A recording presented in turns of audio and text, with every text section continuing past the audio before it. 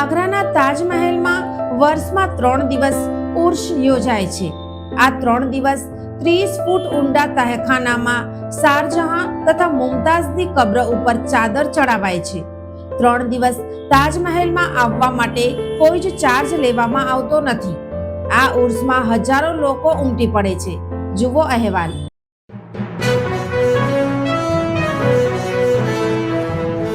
નમસ્કાર દર્શક મિત્રો, હું શીતલ મહેતા, ન્યૂઝ ઓફ કચ્છમાં આપનું સ્વાગત છે। જોઈએ આજના સમાચાર। આગ્રામાં પ્રસિદ્ધ તાજમહેલમાં વર્ષમાં એક વખત 3 દિવસ ઉર્ષ મેળો યોજાય છે। હાલે 15 તારીખથી ઉર્ષની શરૂઆત થઈ છે, જે 3 દિવસ ચાલશે। આ ઉર્ષની શરૂઆતમાં તાજમહેલની નીચે ભોયરામાં તહેખાનામાં 30 ફૂટ નીચે મોગલ બાદશાહ શારજહાં અને મુમતાઝની કબ્ર છે, જે માટે આ ઉર્ષ ઉજવાય છે। તેને 371 વર્ષ થયા છે। આ 371મો ઉર્ષ છે। આ દિવસે એએસઆઈની ટીમ સાથે ધાર્મિક આગેવાનો લોખંડના દરવાજાને ખોલી 30 ફૂટ નીચે જાય છે અને કબ્ર ઉપર ફૂલ અને ચાદર ચડાવાય છે અને ચંદનનો લેપ કરવામાં આવે છે। 17 તારીખે 40 વર્ષથી ચાદર ચડાવવાની રસ્મ નિભાવાય છે।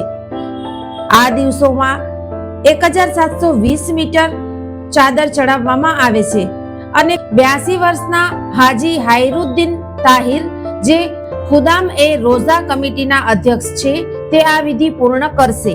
તાજમહેલના મુખ્ય ચબૂતરાથી સીડીઓ દ્વારા મુખ્ય મઝાર સુધી જવાય છે।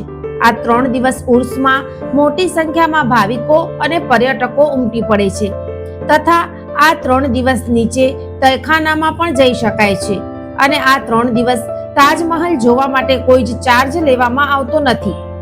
આ ઉર્ષ દરમિયાન તાજમહેલની આજુબાજુ મોટી બજાર માર્કેટ ભરાય છે અને હજારો લોકો આ દિવસે ઉમટી પડે છે। પ્રશાસને પણ આ 3 દિવસ માટે સિક્યુરિટી માટે મોટી પોલીસ ફોર્સની વ્યવસ્થા ઉતારી છે। આમ વર્ષ દરમિયાન 3 દિવસ તાજમહેલ માટે ખાસ છે અને ધાર્મિક કાર્યક્રમોની ઉજવણી થાય છે। દર્શક મિત્રો, આજે તારીખ 17 જાન્યુઆરી 2026 આ હતા આજના સમાચાર।